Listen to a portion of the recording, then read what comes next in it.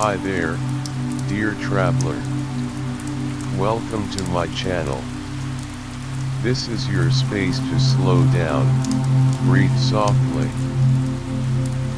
and drift into the gentle world of sleep stories and rain sounds. Tonight's story is called The Pocket Watch from 1944.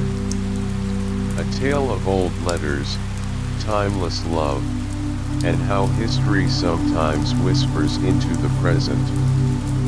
So lie back, close your eyes, and let this gentle voice carry you across time and memory. Have you ever found something that made you question everything you thought you knew? Let us begin.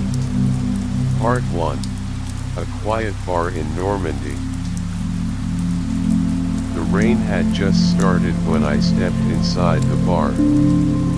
It was one of those little places you do not notice unless you are looking for warmth more than direction. A narrow wooden door, half stuck in its frame, creaked as I pushed it open. Inside, the lighting was low and soft, like a whisper. There were only 3 other people in the room: an old man asleep at a back table, a woman reading with her coat still on, and the bartender, who nodded at me like we had known each other in another life. I chose a table near the window, though it looked out into nothing but fog. I ordered red wine. Not because I liked it especially, but because it felt like the kind of evening that needed it. I sat with the glass cupped in both hands, the warmth of it slowly reaching into my fingers. That is when you walked in. You had that look people wear when they are far from home, even if they are just down the street. You asked if the seat across from me was taken. It was not. You smiled politely and sat down. We shared that soft silence people sometimes do, 2 strangers with nothing urgent to say. But something about you reminded me of someone. Or maybe something. I suppose that is why I began to speak. Not loudly. Not all at once. Just enough for you to lean in a little, curious.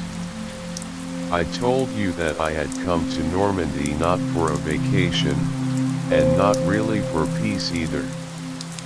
I had come because of a story I was never supposed to find, and a memory that refused to leave me alone.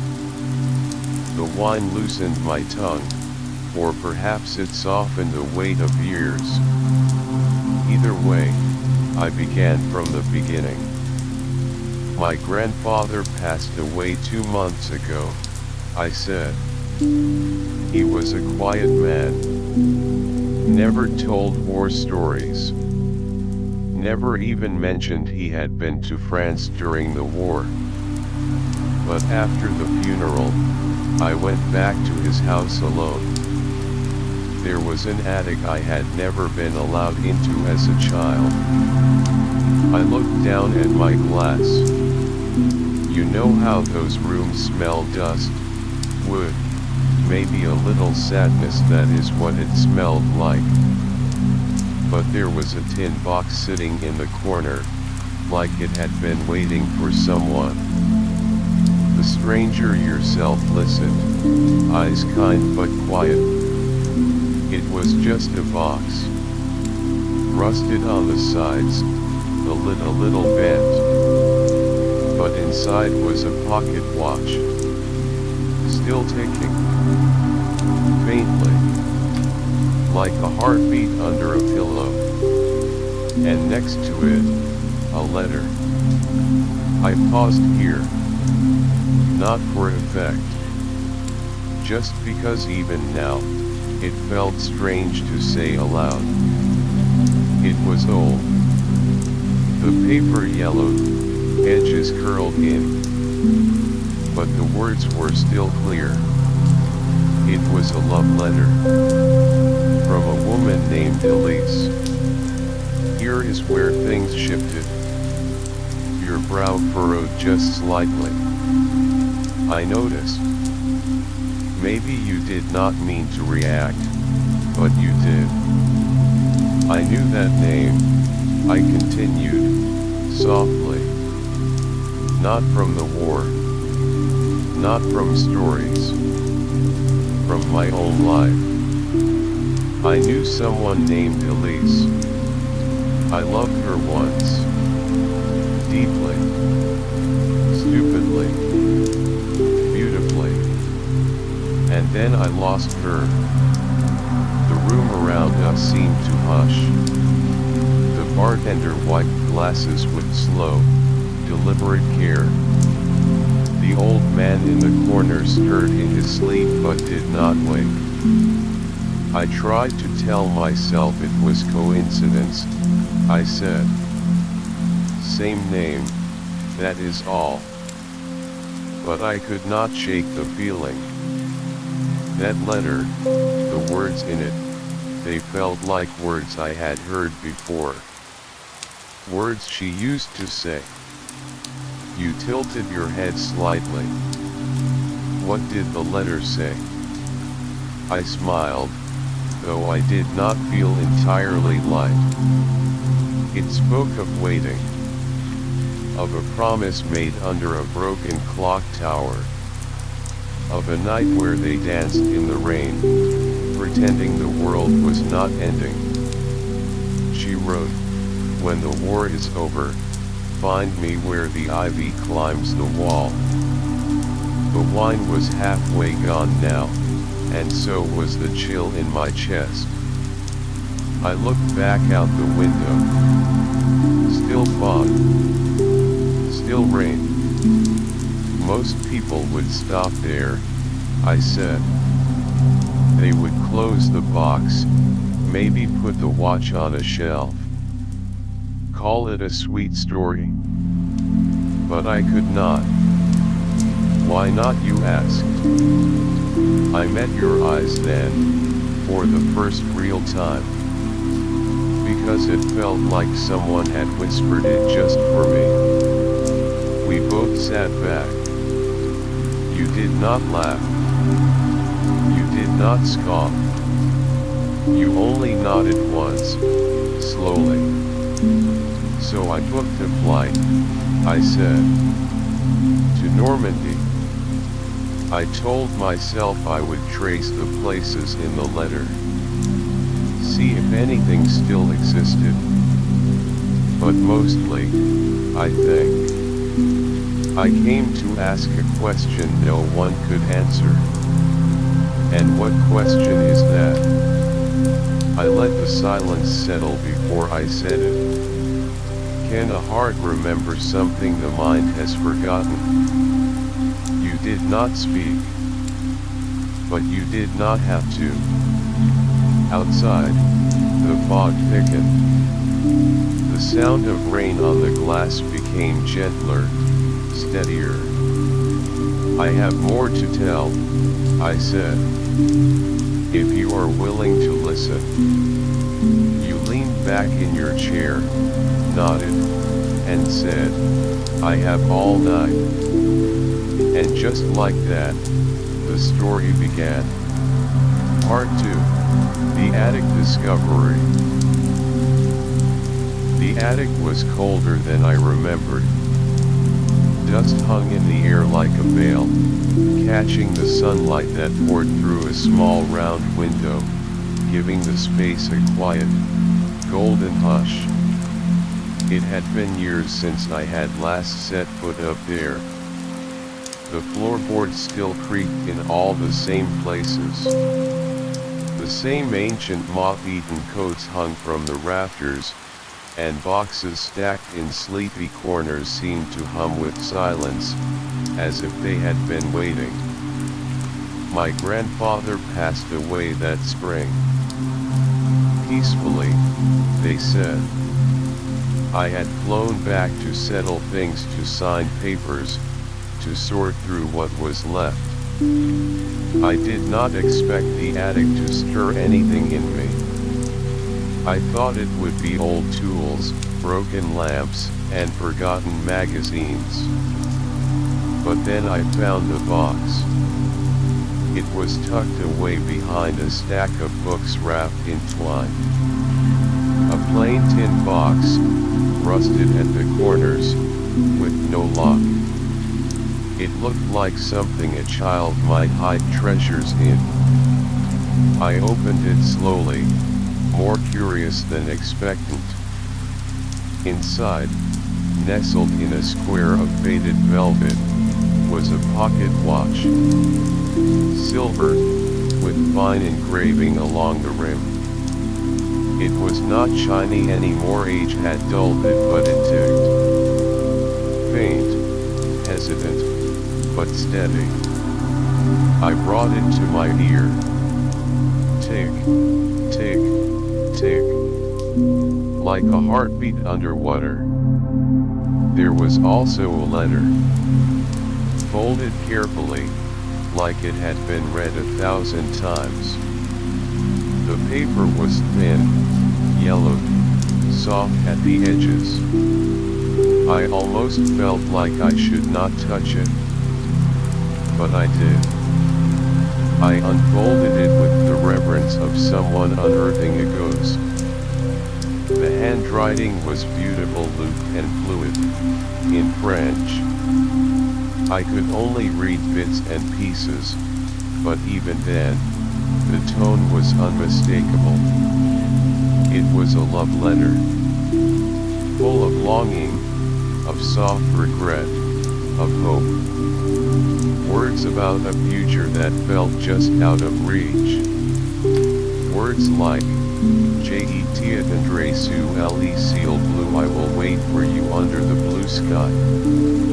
At the bottom of the letter was a name.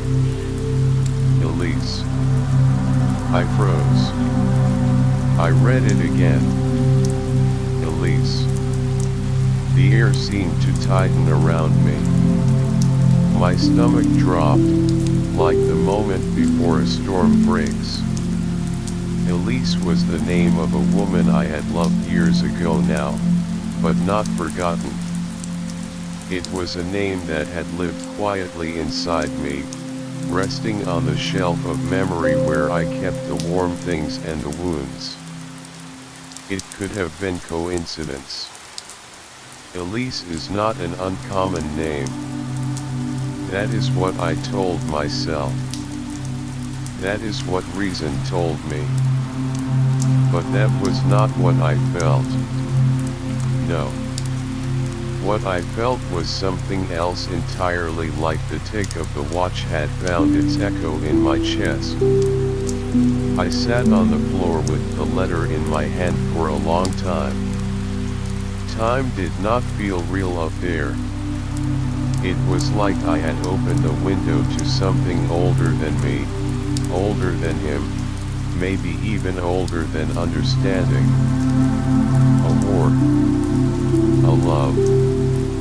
A promise kept in ink and ticking silver. The attic around me blurred as the light shifted. Shadows crept longer across the wooden beams. I wondered why my grandfather had kept it hidden, why he never spoke of it. He was not a man of many words, that was true. But this felt like more than privacy. It felt sacred. I looked at the watch again. I pressed the stem gently, and the face popped open with a soft click. Inside was a small photo, sepia-toned and faded. A young woman with soft eyes and dark curls. Not sharp enough to recognize, but enough to imagine. Enough to make my heart stir. That night, I lay in the guest room and could not sleep. The letter, the name, the ticking, it circled me, like a quiet song I could not get out of my head. I thought about Elise, not the one in the letter, but the one I had known. Her voice. Her eyes when she was lost in thought. The way she once said she felt like she had lived more than one life. I stared at the ceiling and let the memories play. By morning, the decision had already made itself. I was going to Normandy. I needed to know. Not just for my grandfather. Not just for the story. But for me. Because somewhere between the watch's steady tick and the name at the bottom of that letter, I felt something shift. And I could not ignore it. Part 3. A familiar name. The flight to Paris was quiet. I watched the clouds stretch out like a soft, endless field beneath the wing, and I kept hearing that name in my head. Elise. Over and over, like a note struck gently but insistently on an old piano. By the time I landed and transferred to a local train heading west, I still had not shaken the feeling. It was not panic, and it was not joy. It was something stranger, like a thread being pulled from somewhere deep in my chest. I could not tell yet if it was unraveling me or stitching something together. As the train rolled through the countryside, I pulled the letter from my coat pocket. I had kept it with me since the attic. I unfolded it once more, careful with the fragile paper, and stared at the curves of her writing. I had asked a friend who spoke fluent French to translate the parts I could not understand, and though the words were clear now, they still carried a mystery. Time is nothing to the heart. I will wait, even if you never return. When I see a certain kind of blue, I think of your eyes. It was not just a letter.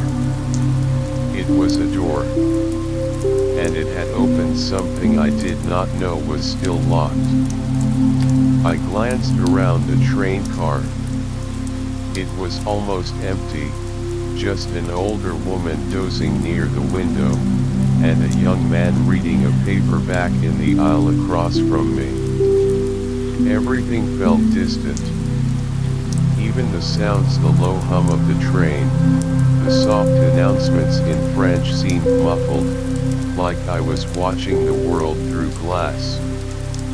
And then, of course, my thoughts drifted back to her. My Elise. She had lived in London when we met. It was a warm, short summer. We had met through friends, by accident, really one of those nights where nobody knows anyone well, and somehow you end up next to the right person on a crowded patio with twinkling lights overhead. She was not someone you easily forgot. Not because she was loud or dramatic, she was not. It was her stillness. The way she looked at the world like she had seen it all before. The way she made even silence feel like a conversation. We had dated for over a year. We spent hours walking along the river, going to bookstores, whispering stories about the people we passed. She once told me that she liked to imagine who strangers used to be in past lives. Maybe that man used to be a tailor, she said, and maybe I was a lighthouse keeper's daughter, or a soldier's wife.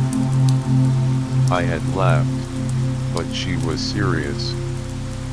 And now I wondered, had she been serious in a way I had never considered? Because the more I thought about the letter, the more the words felt like hers. Not just the phrases or the tone but the soul behind them. Like the echo of something I already knew, before I read it. I took out the watch next. The same one I had found in the attic, still ticking steadily. I turned it in my hand, feeling the smooth chill of its surface. I imagined my grandfather holding it in his palm during the war, somewhere in this same region. I wondered if he had looked up at the same countryside flying past my window, now fields that rolled like soft waves, dotted with sheep and old stone walls. The train passed through a small town. I did not catch the name, but it looked familiar somehow. Not in the sense that I had been there before, but in the way some dreams feel like memories. I closed my eyes, and I saw her, Elise, sitting in a cafe, laughing, holding a cup of coffee in both hands, her hair pulled back loosely. The memory was real, from years ago. But now it felt layered with something else. Like the girl in the photo inside the watch was sitting beside her. Like time was folding in on itself. Was it possible that the name in the letter and the woman I had loved were connected by more than coincidence? I opened my eyes as the train slowed. The announcement came, muffled and musical. P.R.O.C. Heinerin, Caen. My stop. I stood, heart beating louder than it should, and stepped off the train into the Normandy air. The platform smelled faintly of iron and damp stone. It was overcast, the sky a blanket of soft gray. People moved around me in slow, practiced rhythms, collecting bags, hugging loved ones, walking with purpose. I stood still for a moment, letting the feeling settle. I was here. Not for a vacation. Not for business.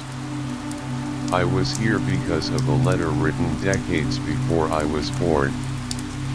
Because of a watch that still ticked, as if waiting. And because of a name, Elise, that had never quite left me, even when she did. I checked into a small hotel near the center of town. It had ivy crawling up its front and old wooden beams inside that creaked with every step.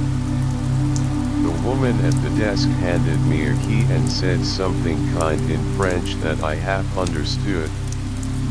Once in my room, I unpacked slowly. I placed the letter on the desk, the watch beside it.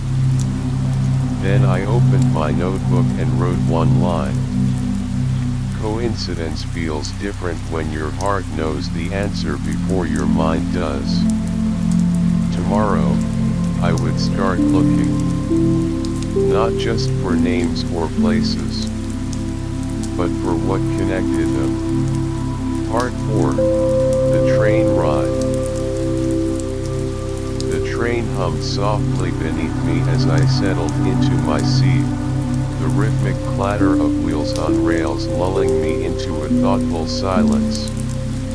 Outside, the French countryside rolled by in gentle waves of green and gold, fields stretching endlessly under a pale, overcast sky. It was strange how such calm surroundings could stir such a storm of memories inside me. As the train carried me toward Caen, my mind drifted back to her Elise. Her laughter was the first thing that came to me, light and warm like sunlight breaking through clouds. I could almost hear it now, echoing softly in my ears, a sound so familiar yet so distant. I remembered how it would fill a room and turn even the most mundane moments into something magical.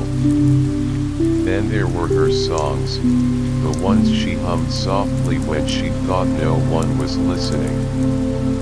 She had a habit of picking melodies from old records, often French chansons or timeless ballads that spoke of love and longing. Sometimes, she would sing in a language I did not understand, but the emotion behind it was clear. Her voice carried the kind of tenderness that seemed to soothe every worry, to chase away any lingering darkness. I thought about the little things, like the way she used to write poems in the margins of old books. Those scribbles were never meant for anyone else's eyes. They were delicate secrets, hidden beneath ink-stained pages, fragments of her heart laid bare in cursive loops and swirls. Each poem was a window into her soul, a quiet testament to the depth of her feelings, and to the dreams she dared not speak aloud. Could this Elise, the one I loved years ago, really be connected to the letter tucked inside my grandfather's pocket watch? The thought both unsettled and intrigued me. How could a name link two lives separated by decades, by war, and peace?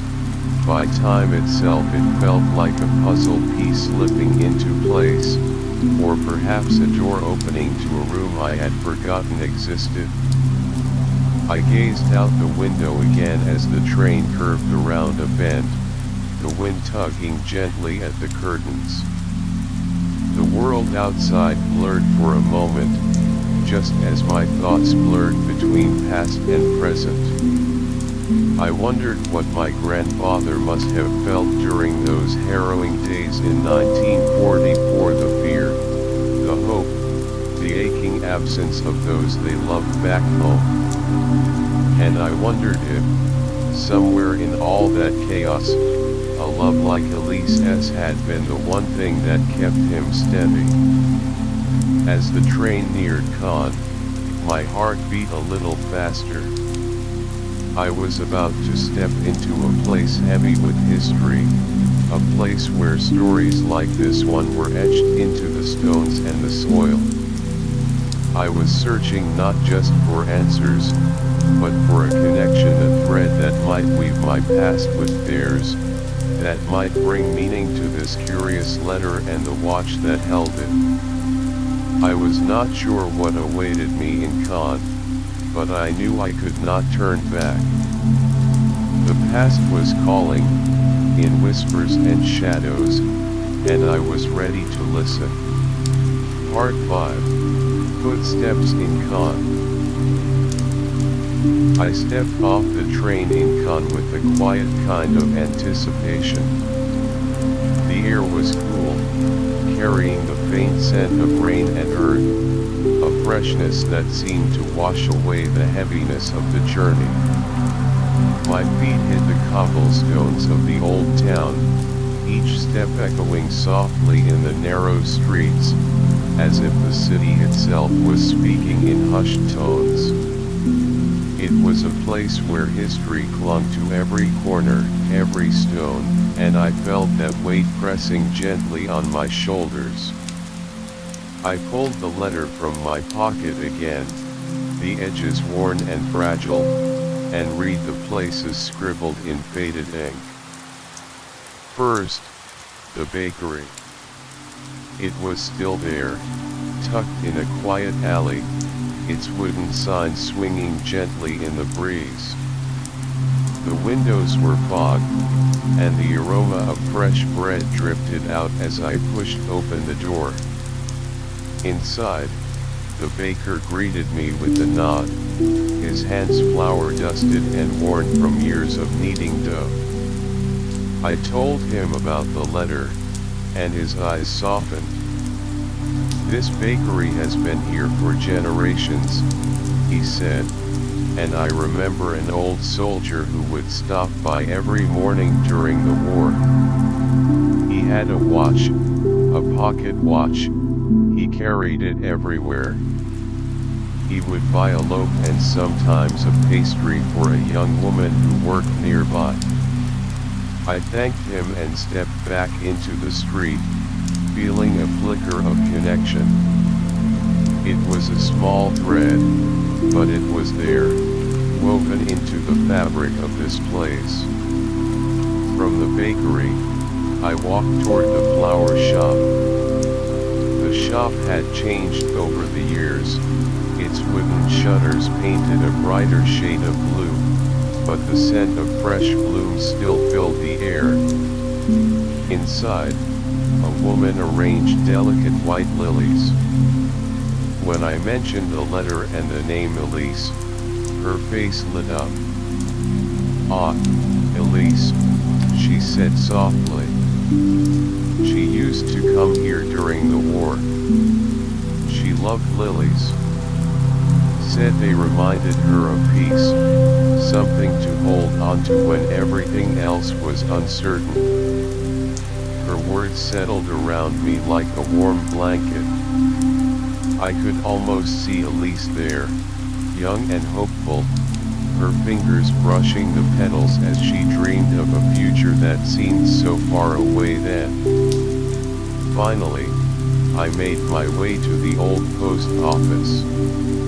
It was quieter here, the building standing solemn and proud amidst the bustling streets. The clerk behind the counter looked up, curious but kind. I asked if there were any records of letters sent or received in 1944, especially any with the name Elise. She hesitated, then reached under the counter and pulled out a small stack of faded envelopes.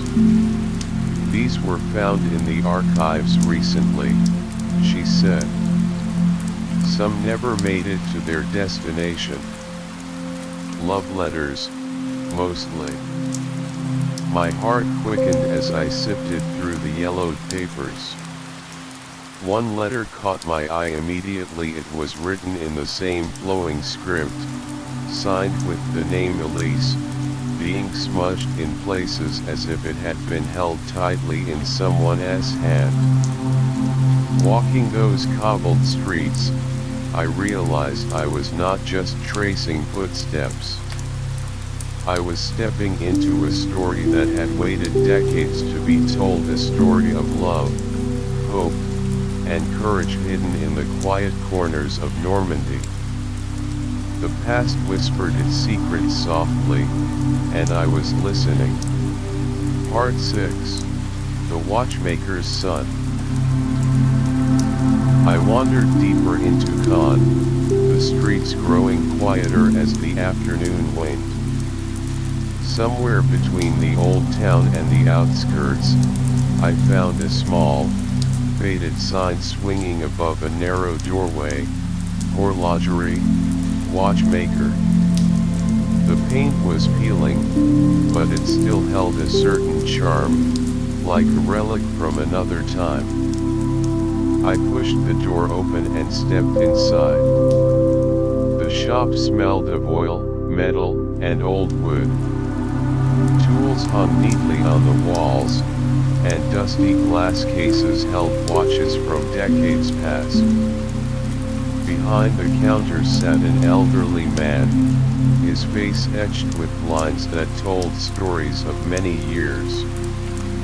His eyes twinkled as he looked up, and I introduced myself, explaining my search for anything related to a pocket watch from 1944. He nodded slowly, as if memories were stirring away. "My father and I ran this shop during the war years," he said in a soft voice. "I remember fixing a pocket watch for an American soldier. He came in almost every week. I could see how much that watch meant to him." I leaned in, intrigued. "Did he say anything about the watch or about who it belonged to?" The man smiled faintly. "Not much. but I remember him reading letters aloud while I worked. Letters from a French girl.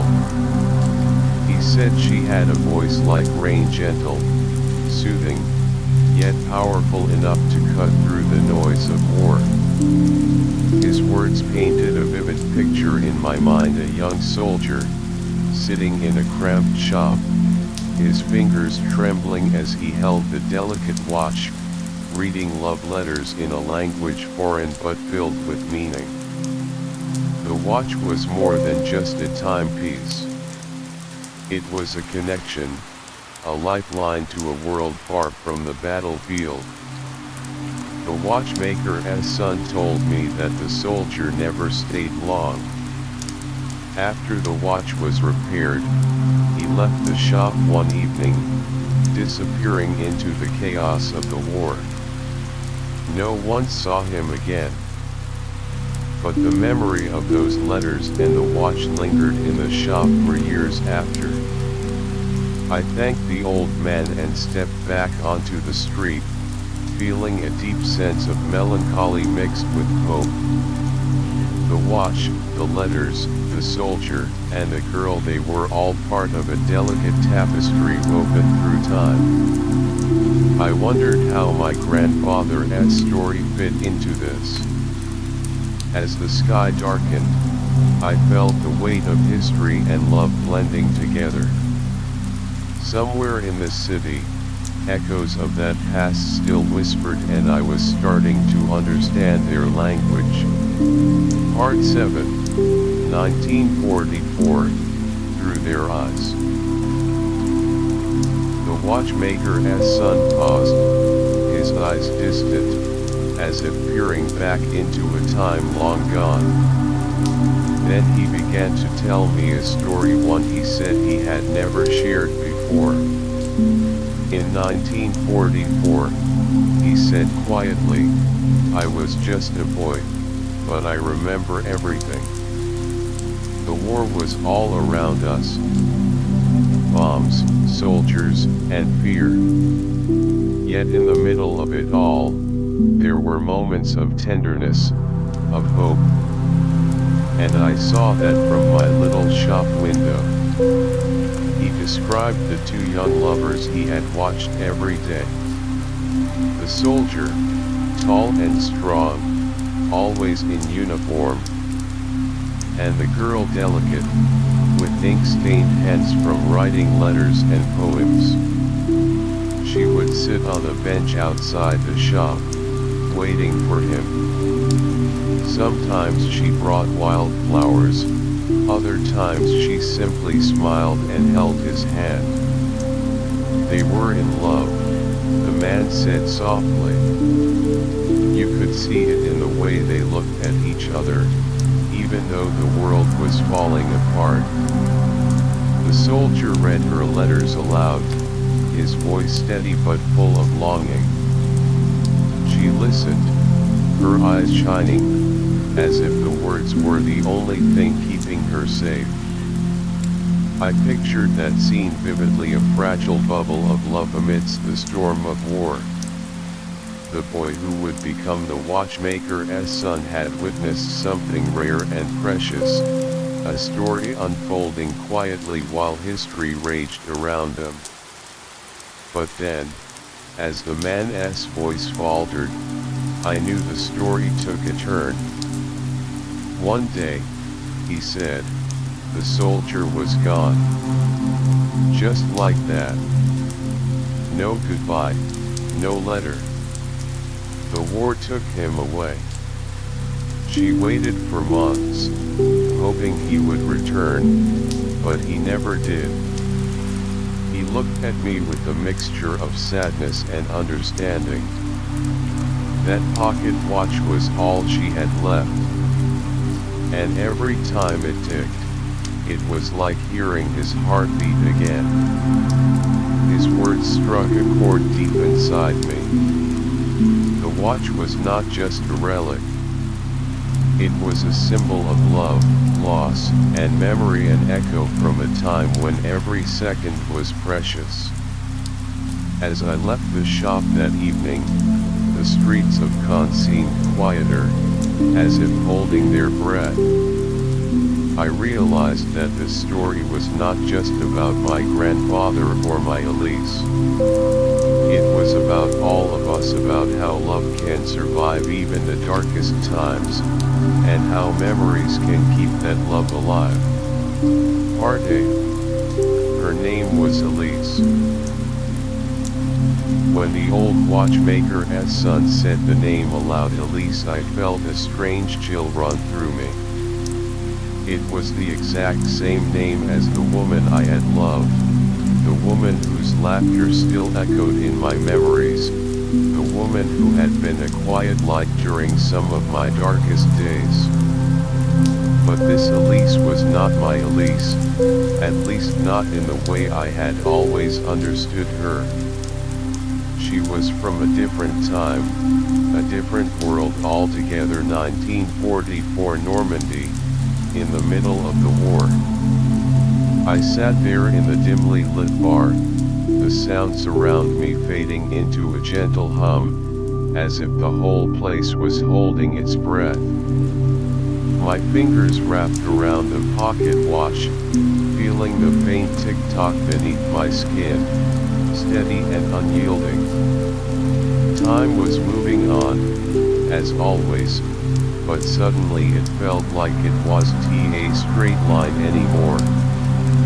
Maybe time was more like a circle, or a spiral, looping back on itself in ways I could not understand.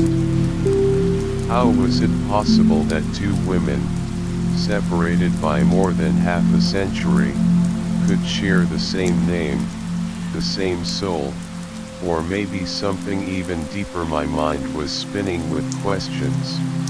Could my Elise have been named after this woman from the war? Could she somehow be connected to this letter and this watch, which had survived years of chaos and pain, only to find its way to me? I remembered my Elise's smile, soft and warm, like sunlight filtered through a window on a lazy afternoon.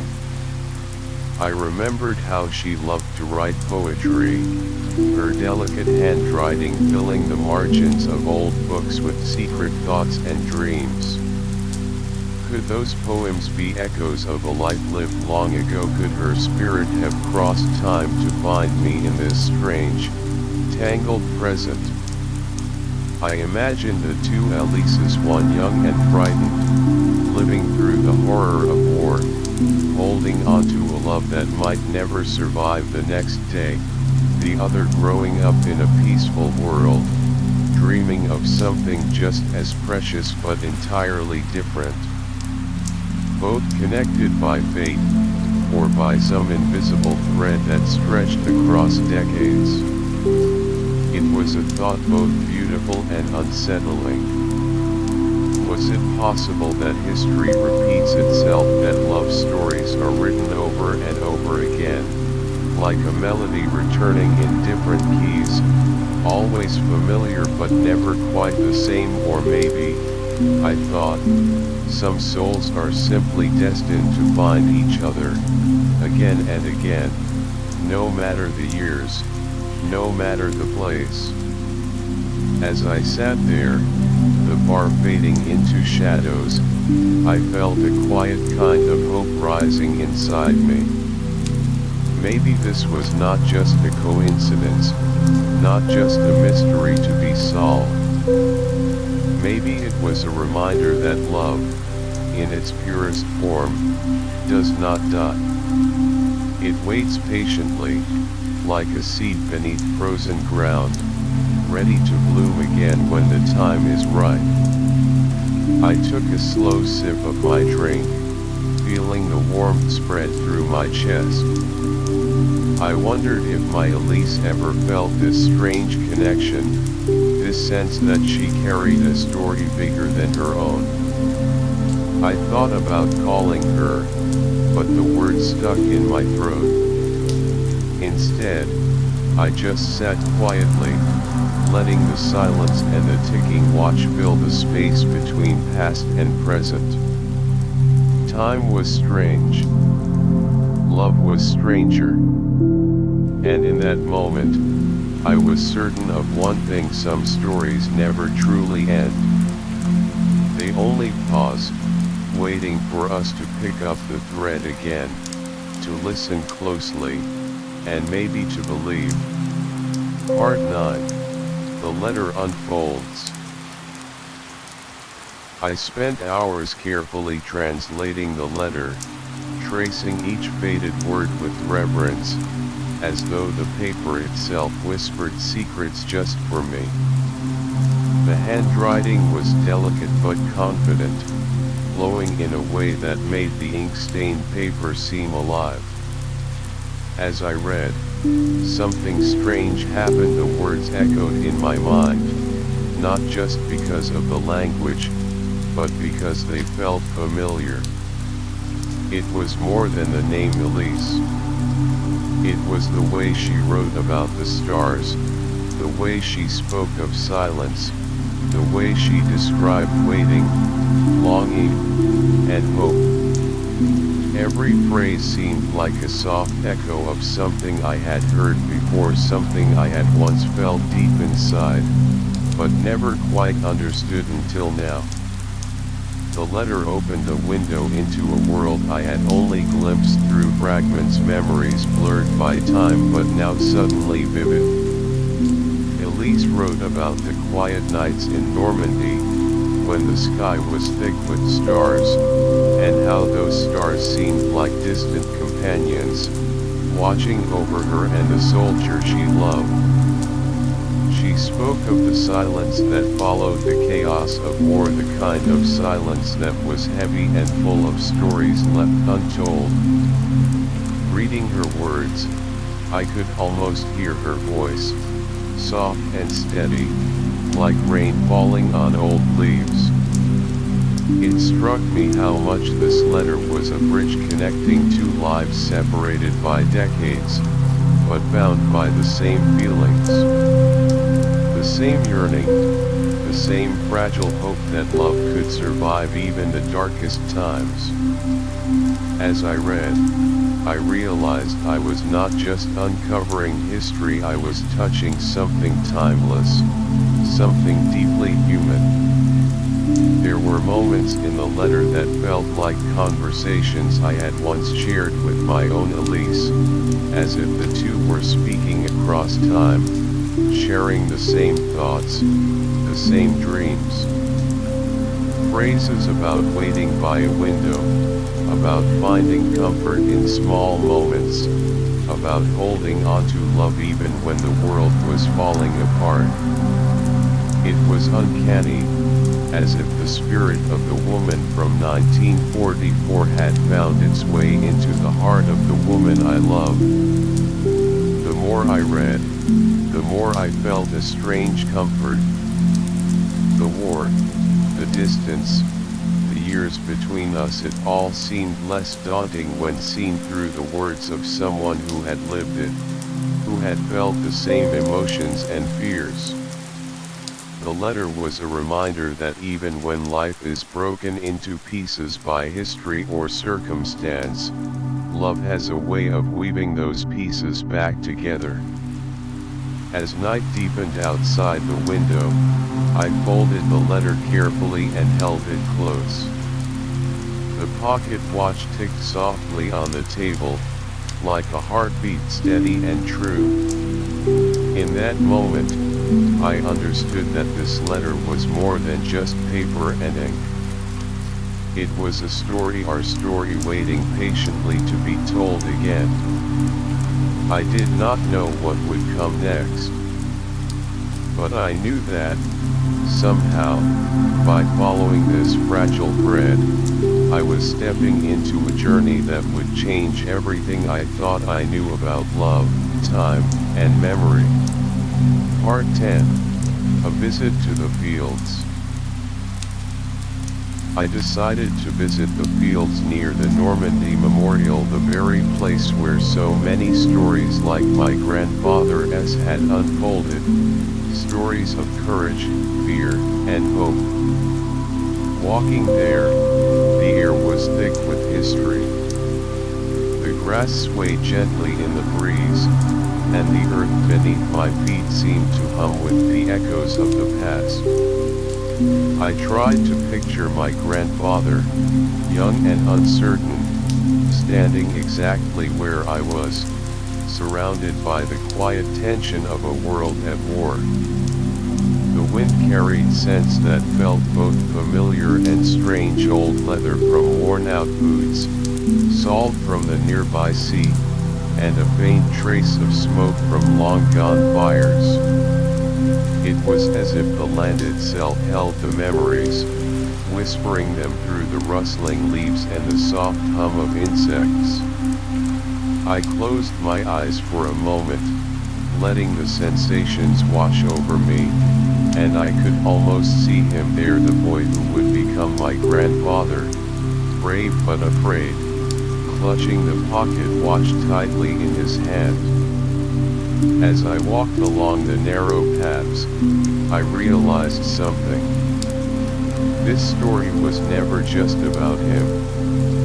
It was about all of us, about the ties that connect generations, about love that crosses time and distance. The letter, the watch, the memories, they belonged not just to one man or one woman, but to everyone who waits, who remembers, who hopes. It was our story too, intertwined with theirs. I felt the weight of that thought settle gently on my shoulders. There was a quiet strength in knowing that even in the darkest moments, love and memory could endure. The fields were silent now, but they held so much life beneath the surface, stories waiting to be heard, feelings waiting to be felt. I paused by a cluster of wildflowers, their delicate petals trembling in the breeze. It struck me how fragile yet resilient they were, just like the love captured in that old letter, just like the watch that kept ticking against all odds. Sometimes, I thought, that is what we need most, something steady to hold onto when everything else seems uncertain. The sky above was a soft gray, with clouds drifting slowly across the horizon. The day was fading, and the light was gentle, almost as if the world was taking a deep breath. I looked out over the fields again, and I felt a strange peace settle over me. Maybe this journey was less about finding answers and more about feeling connected to the past, to the people I loved, and to the endless flow of time. I took a deep breath, smelling the salty air once more, and continued walking. Every step felt like a step closer to understanding, a step closer to holding onto something that mattered.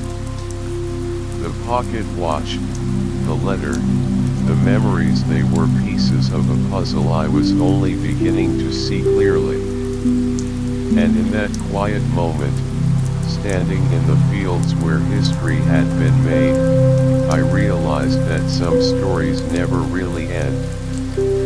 They live on, quietly, in the hearts of those who remember. Part 11. Talking to her. I picked up the phone and dialed Elise's number. It had been years since we last spoke, maybe longer than either of us cared to admit. My heart was a little heavy with hesitation, but there was a quiet urgency I could not ignore.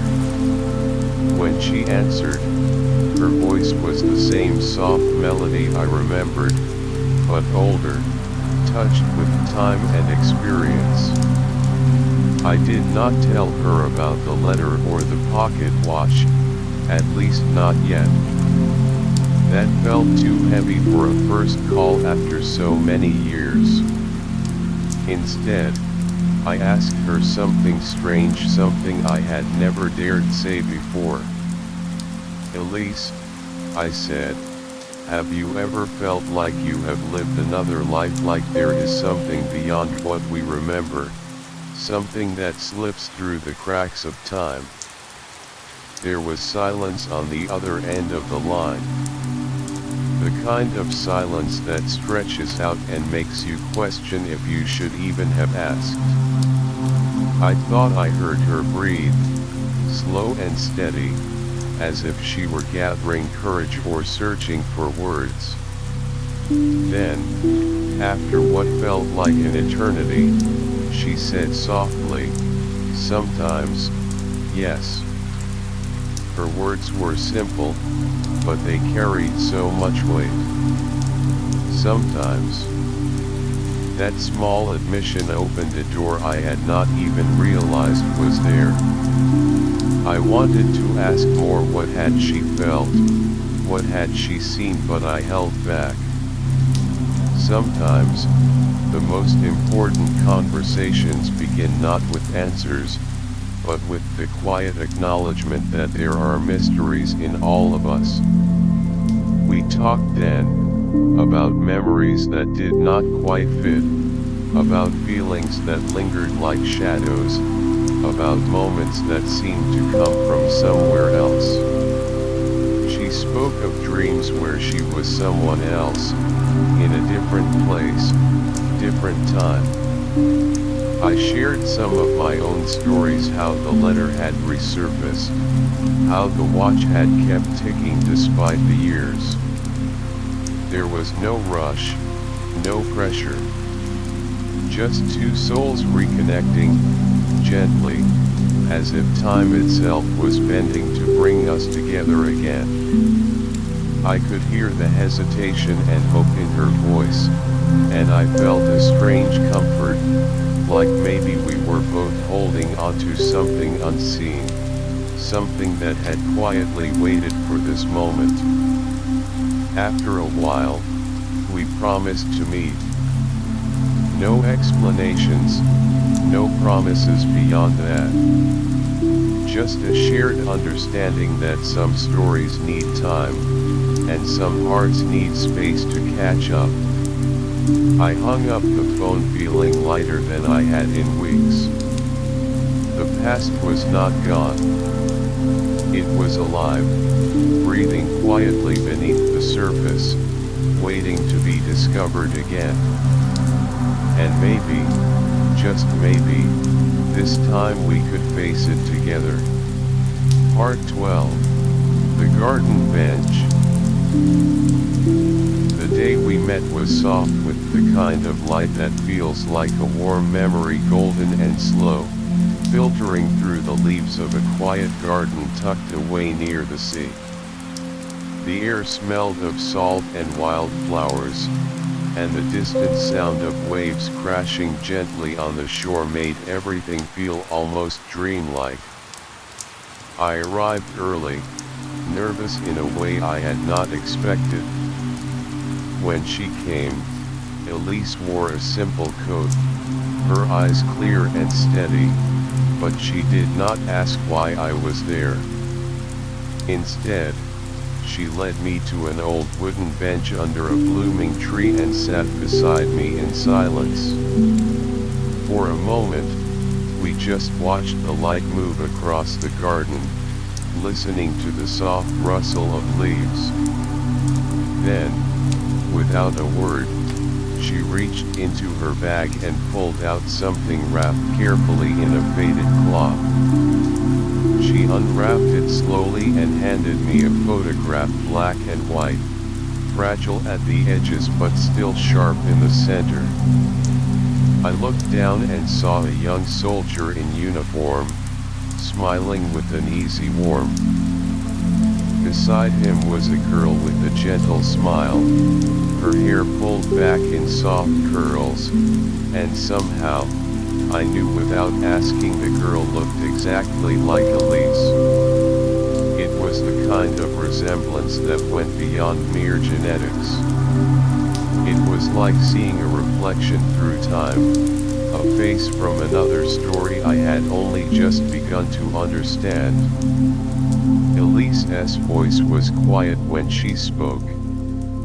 I have kept this since I was a child, she said, eyes fixed on the photo. I do not know why. I turned the photo over in my hands, tracing the worn edges.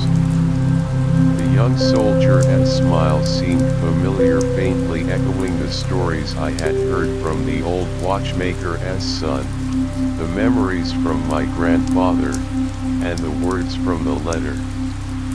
It was as if this photograph was a silent witness, holding secrets between the years and the lives it touched. We sat there together, two strangers bound by time and chance, the photo resting between us like a fragile bridge. Neither of us pushed for explanations or answers. Sometimes, I think the most powerful things are those we cannot fully understand, the mysteries that weave through our lives quietly, shaping us in ways we only realize much later. As the sun dipped lower, casting long shadows across the garden path, Elise finally looked at me and smiled a small, knowing smile, as if she too felt the pull of something beyond reason. Maybe some things are meant to be kept safe, she said softly. Even if we do not know why at first. I nodded, feeling a gentle peace settle in my chest. The past was alive, not just in memories or letters, but in moments like this shared quietly on a garden bench, where the threads of yesterday and today intertwined. We stayed there until the light faded, letting the silence speak for us.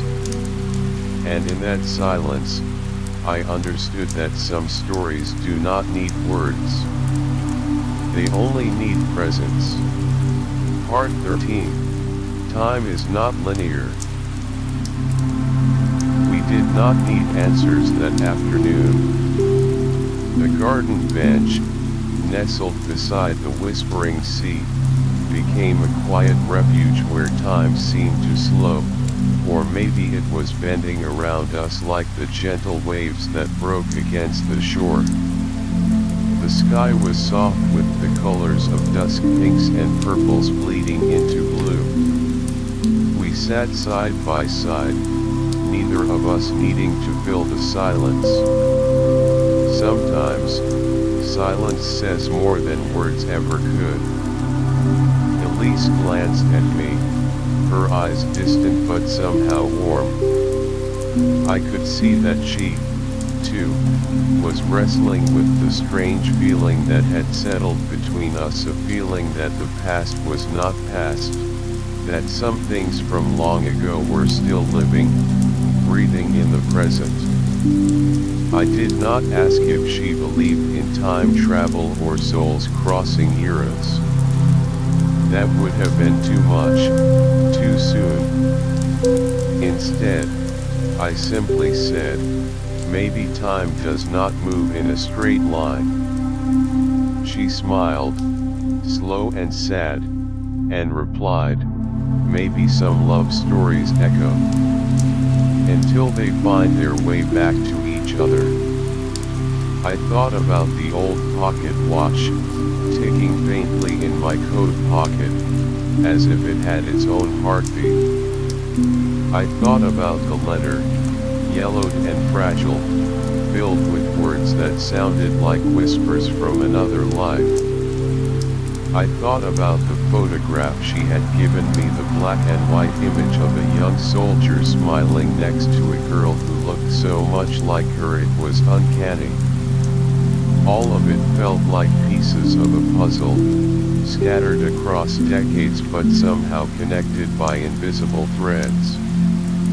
Do you think that's why I have always felt different? Elise asked quietly. Like I was someone else before. Like I have memories that do not belong to this life.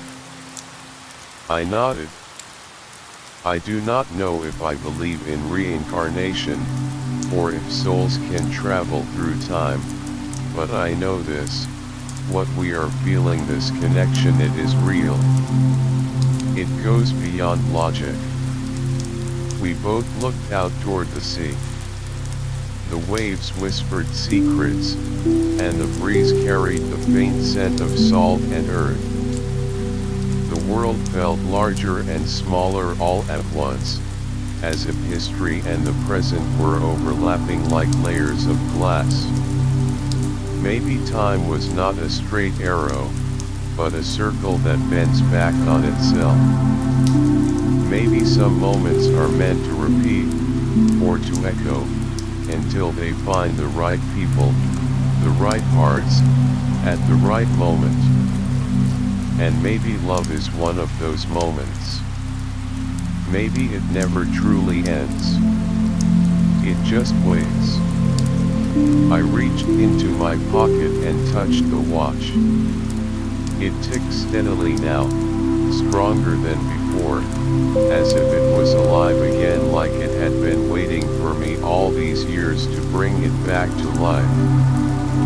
Elise reached over and took my hand. "Whatever this is, it feels like home," she said softly.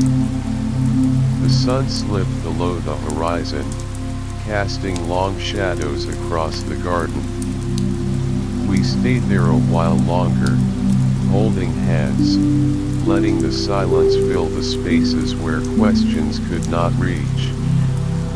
No need for answers today. Just the comfort of shared time, a moment out of time, and the quiet understanding that some stories do not end, they fold back on themselves, weaving past and present into something new and endless.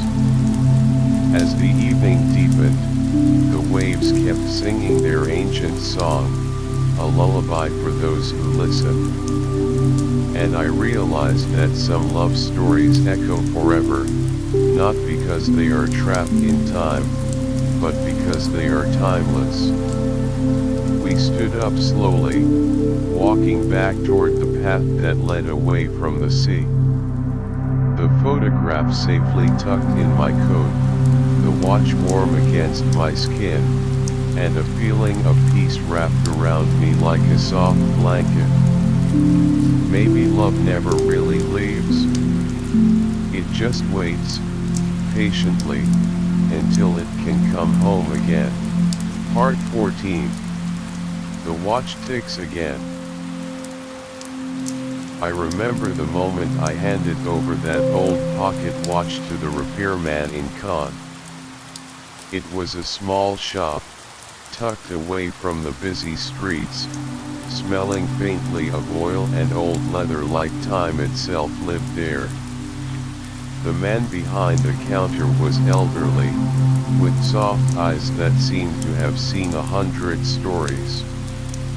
He handled the watch gently, as if it were a fragile bird's wing, and promised he would do everything to bring it back to life. Days passed slowly. I wandered the streets of Normandy, lost in thought, retracing the paths of memories wrapped in dust and whispers. Sometimes I would sit on a bench by the river, watching the water flow endlessly, feeling as though time itself was flowing through me. Then, one evening, the repairman called. The watch was ready. When I held it in my hand again, the weight felt different, lighter, yet somehow more alive. The ticking was steady, rhythmic, like a heartbeat I had long forgotten I needed to hear. It was no longer just a piece of metal and glass, it was a keeper of memories, a gentle reminder that time can heal, even when it feels broken. That night, I wore it as I walked out of the bar where I had started to tell my story. The sky above was vast and clear, sprinkled with stars that twinkled softly, like tiny lanterns guiding me home. The cool air carried the salty scent of the nearby sea, filling my lungs with something pure and calming. As I walked beneath that quiet night sky, I thought I heard a whisper, soft and warm, like a secret meant only for me.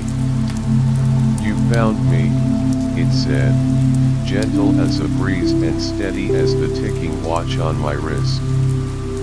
I smiled to myself. For the first time in a long while, the weight inside my chest felt lighter, like a chapter was closing, and something new was beginning. The world suddenly seemed full of possibilities. Stories waiting to be told. Moments waiting to be lived. And love that, no matter how long lost, can still find its way back, quietly, patiently, like the steady tick of a watch. I walked slowly toward home, the watch's ticking marking each step a heartbeat that was mine to keep. And in that peaceful moment, I realized something true and simple: some things, some people, never really leave us. They are just waiting for us to listen. And maybe that is the most beautiful kind of time there is. Part 15. To those who wait. The bar was quieter than usual when I returned. Same crooked stools, same soft jazz from the radio behind the counter. The bartender gave me a nod like nothing had changed, though something in me definitely had. I slid into my usual seat, the one by the window, where the lamplight puddled on the old wood and made everything feel slower. Outside, the night wrapped itself around the town like a thick wool blanket. No stars, just mist, and the occasional echo of footsteps disappearing down cobbled streets. He poured my drink without asking. I took a slow sip and let the warmth settle behind my ribs. It tasted like memory. I sat with it for a while, not thinking, just listening to the clink of glasses, the lazy turn of ceiling fans, the occasional laugh from the back corner. A man took the seat beside me. Not someone I knew, but he looked like the kind of person who noticed things. Maybe that's why, when he asked what brought me back to town, I didn't lie. I told him about Normandy. Not the history book version, but the personal one. I spoke about the letter, the watch, the strange way time had folded around a name, a face, a voice that had somehow waited decades to find its way back. I didn't dramatize it. I just said it how it happened softly, like I was sharing a half-remembered dream. He listened. Didn't interrupt. Just nodded every now and then, like he was letting the words settle into his bones. And when I finished, I looked at him and said something I didn't even know I believed until I heard it aloud. Some love letters aren't meant to be mailed. They're meant to be found. Some watches don't tell time, they hold memories. They wait for hands that remember how to carry them.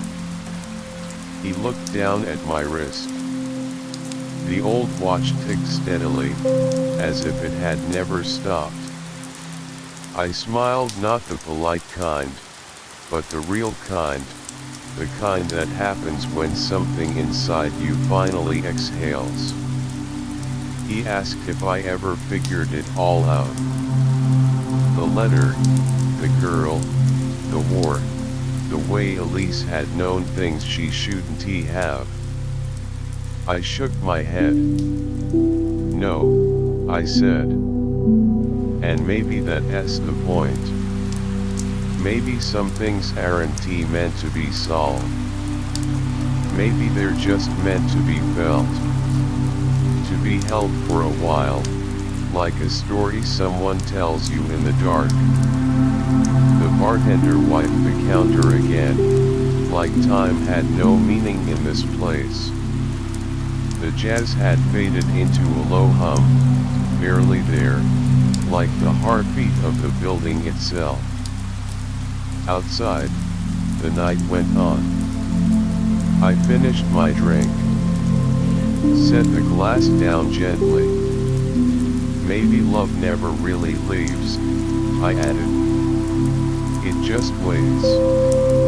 In drawers. In photographs.